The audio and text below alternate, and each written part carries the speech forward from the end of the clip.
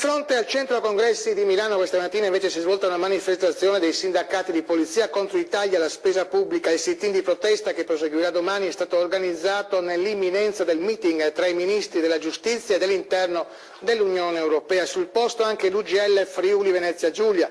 Per Raffaele Padrone, segretario dell'UGL Friuli Venezia Giulia Sicurezza, che vediamo nella foto, ci sarà meno sicurezza in Italia, ma anche l'Europa è a rischio. Gli unici annunci che sentiamo, riferisce da Milano Padrone, sono quelli del commissario per la revisione della spesa Cottarelli, il quale vuole chiudere 80 questure e 300 uffici territoriali, di cui 12 in Friuli Venezia Giulia.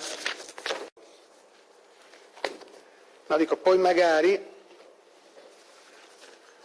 ti accorgi, andando su dei siti, che in alcuni ministeri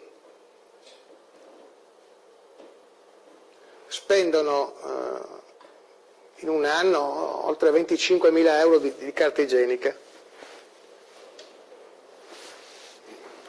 Si devono avere dei incredibili.